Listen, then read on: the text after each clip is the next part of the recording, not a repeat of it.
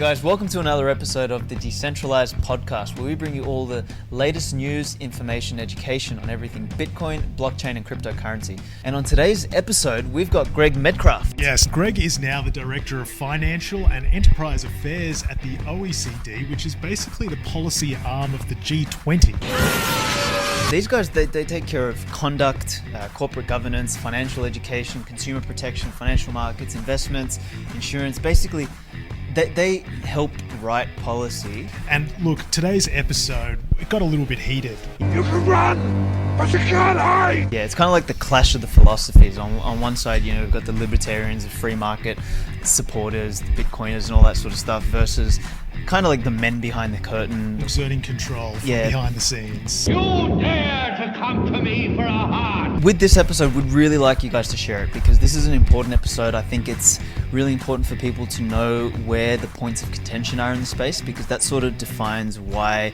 Bitcoin and why all of these things actually got created in the first place. So share it around on your YouTube, on your Twitters, on your LinkedIns, on wherever else you want to share it, and let's get this episode out to more people. It's what's emerging is effectively there is actually a requirement to check the party who's, if you actually have everyone who's coming into the system has to be known, okay, even though between us we can, but there is a central party like an Austrac who actually you're registered with, then that's fine. It's pretty simple. Like as one central banker said to me, I'm willing to give you a piece of currency, why wouldn't I equally be willing to just give it to you in a digital form? What's the difference? That data, if it's, you know, cryptocurrencies, that should be available to people who really should be entitled to see it, not to just everyone, right?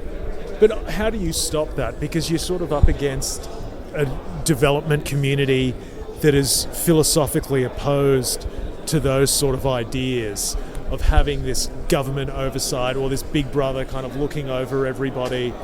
And they're building things to, I guess, circumvent the old way of that level of except that governments have the ability to shut them down.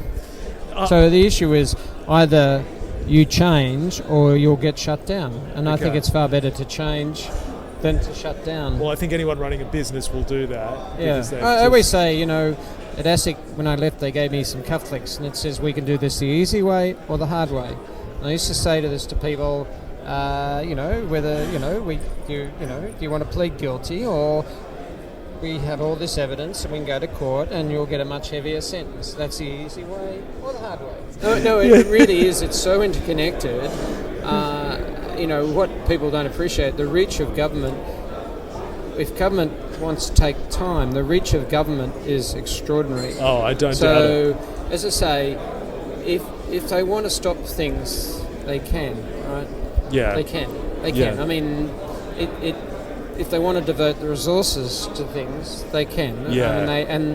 And governments of the world cooperate on terrorism and stuff, and if they want to stop something, I can assure you they can. If they want to. Yeah, no, fair enough. And basically no one can escape, really. I'm telling you, it's just very ominous words hate to there. tell you, but, yeah. I'll let you. I'm going to take it in a slightly different direction. But it's a warning, actually. There's actually nowhere to hide. That's great. Different type of question. You can run, but you can't hide. Big brother is watching you.